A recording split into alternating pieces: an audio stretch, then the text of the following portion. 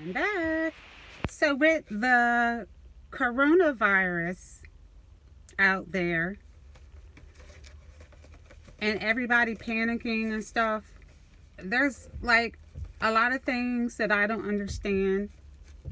But I heard someone say that there's a possibility of them enforcing martial law.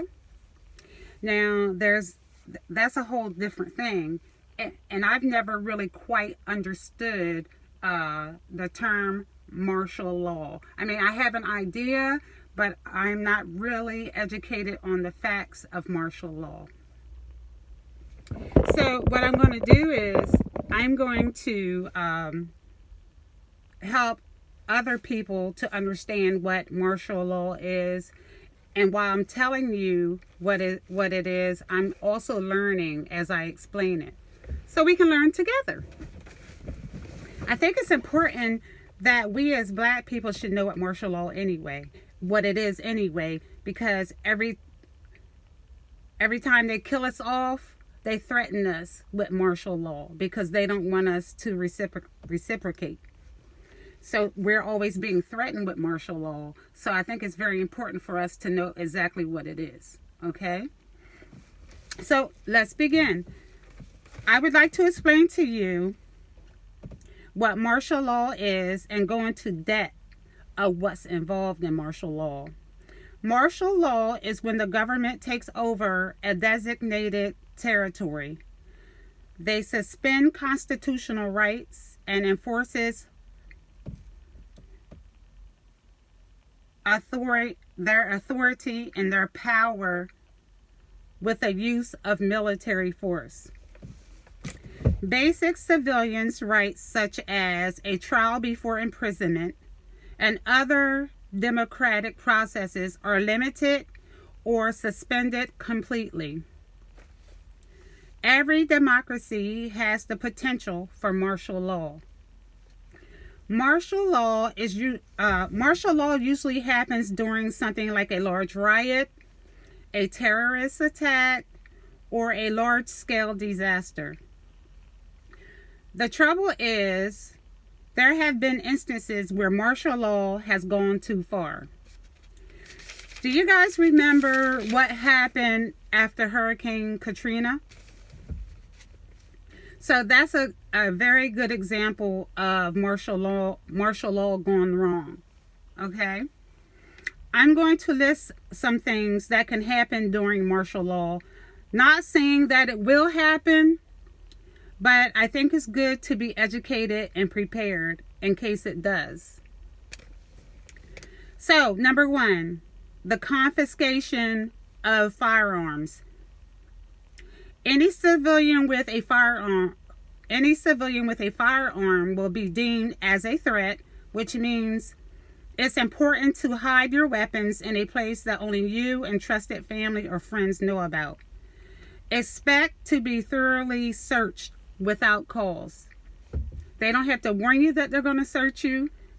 They don't even have to tell you they're going to search you. They can just search you anytime they feel like it. Number two, curfews under martial law will be strictly enforced. Restrictions of speech. Your constitutional rights are void under martial law. You have no rights under martial law. I have to repeat, you have no rights under martial law. And that loudly, and those who protest or talk shit or voice their opinions about how they feel about it, they will be severely dealt with. You know, they will suffer pretty much because there's a possibility that you may be imprisoned or possibly shot. So it's best to keep your opinions to yourself. They can shoot you, kill you, and they don't have to explain why. Sort of like how we Black people are already treated. No different. Okay? They can forcibly remove you from your property. Just because you own the land or the house you live in doesn't mean you'll be allowed to stay there once once martial law takes place. It doesn't matter if you own your home or your land, they can remove you from it. It's smart to have like a supply bag ready at all times. So if you have to relocate quickly and safely, you'll already be ready. And let's see, I wrote down a few more things. They will confiscate your food supplies. So all these people who are out here doing all this shopping, okay, you know, but now if martial law, if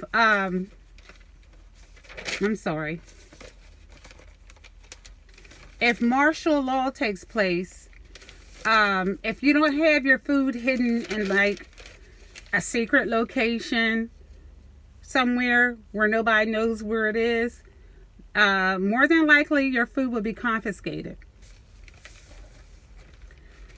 The military may decide to take your food supplies as well as other basic living essentials. You people who are toilet paper crazy and hand sanitizer happy, there's a big chance that if martial law takes place, all of that should be confiscated if found by the military. So if you have any medicine that you need to hide it somewhere safe. It's also wise to hide your food and water. Homes are easy targets for looters, and not only looters, but even the military forces. They'll take your shit. So it's good if you got like a basement. Some people have like a basement underneath their home. Some people have storm shelters. Those are good places to hide your valuables and stuff like that. And sometimes it's good for you to even hide. If you don't want to abide by the rules of martial law, you can hide too if you have enough supplies and stuff to last you for however long they've set up the martial law. Remember that if martial law is in place, you are in danger, and it is in your best interest to hide until normal government functions resume. It is important that you at least have a plan of action for when martial law takes place, or even if it takes place. So for whatever reason you may be for whatever reason, they can imprison you. The military can. They don't have to have a reason. If they want to lock you up, they'll lock you up. They don't have to have a reason. So I'm telling you. Don't this sound like how we treat it already, people? I'm serious. It's no different. Okay, they may find you suspicious or threatening or mistaking you for someone else or just hate your face. We all black folks know what that means. The best thing to do under military law is to stay out of sight, never draw attention to yourself, and don't walk around talking shit. Okay? Like a lot of us do. Be sure not to take your cell phones or GPS devices that could give away your location. That's if you decide to hide with all your valuables, your food, toilet paper, sanitation products and stuff. If you decide you want to hide, you don't want to be locked up somewhere that the military lock you up at and you want to hide out. Don't take your GPS or your cell phones because they can locate you through that. Okay? I think that's an important information. Okay? So what I'm saying is I think that we should all be prepared, because we don't know what's going to happen. I live in Delaware, so the part of Delaware where I live at, we've only had one case so far. So I guess we're kind of lucky in a way because and I live in the lower part of Delaware, but I'm told that in the upper part of Delaware, they have I think 16 or 17 cases. So, I mean, I'm looking at it as it's going to slowly trickle down to us, but some of the restaurants and stuff are closed here. They only have their drive-thrus open.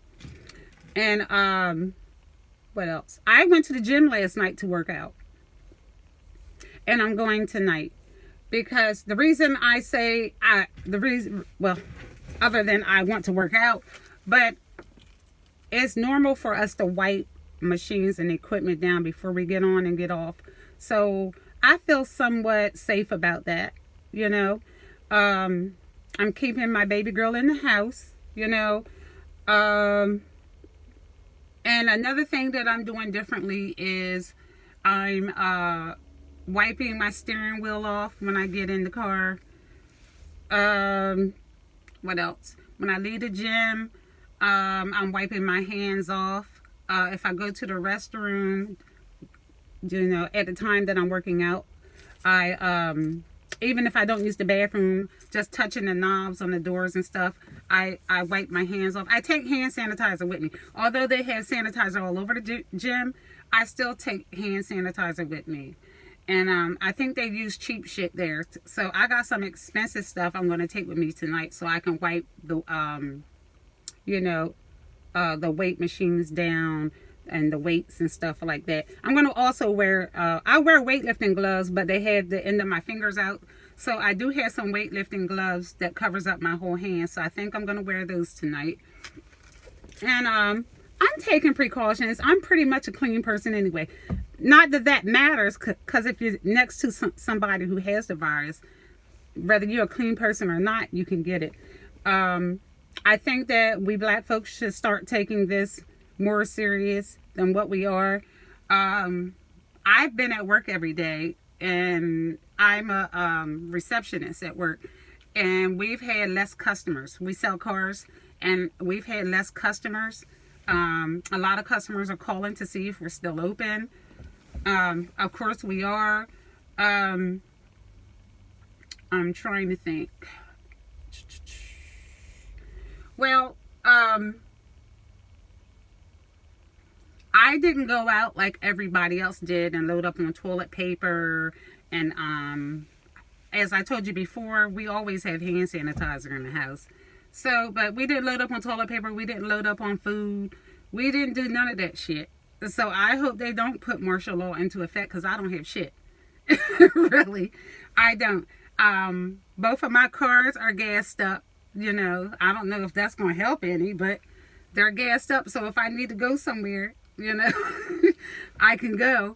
I'm trying to think what else is, you know.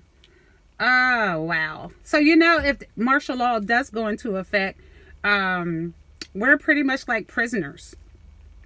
You know, they can put us all in the same building, make us sleep on cots, you know, and we have to eat their food. You know, they might have us eating beans and soup or government cheese. Hey, the thought of government cheese. Do y'all remember government cheese? Man, oh man, oh man. That was some good. That was the best cheese I ever had in my life. And I'm already a cheeseaholic, right? But that government cheese, I wonder what they put in that shit, because I've never tasted a cheese after that tasted that damn good. But you know what? I remember as a child that my butt was always stopped up. I was always constipated all the damn time. But that was some good ass cheese. Seriously, government cheese. They need to bring that back. I'm serious. Seriously though, that was some good shit, y'all. I ain't even gonna front. I love myself some government cheese. But I lost my chain of thought. So I'm gonna go work out tonight, as I said. Anyway, it's leg night for me. I did my upper body last night, and as I said before, I heard somewhere on the news on YouTube where people were lined up at a what you call them bars where people strip? I guess they call them stripper bars, right?